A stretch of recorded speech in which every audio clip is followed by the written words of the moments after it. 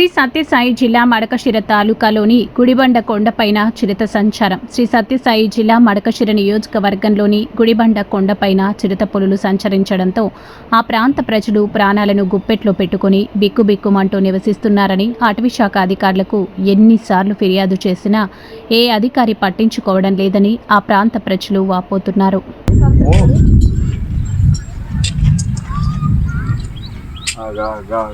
ಎಲ್ಲ ಇಲ್ಲೇ ಹೋಗು ಹುಡುಗರು ಅಣ್ಣ ಎಂತ ಈಗ 7 ಗಂಟೆ అయినాక లోపల కట్టేసేదే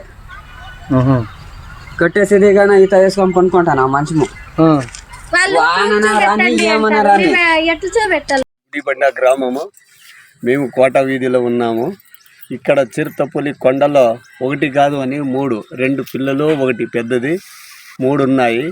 దీంట్లో ఎంతమందికి ఏమి చెప్పినా దీని గురించి పట్టించుకునే వాళ్ళే లేకుండా అయిపోయినారు. కానీ ఒక మేకపోత పట్టుకపోయింది, ఒక కుక్కని పట్టుకపోయింది, మళ్ళా ఆవు దూడును వచ్చి కరిచినది.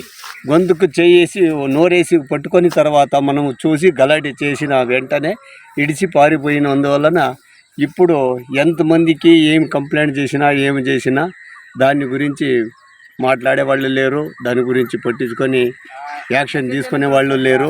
ఈ పరిస్థితి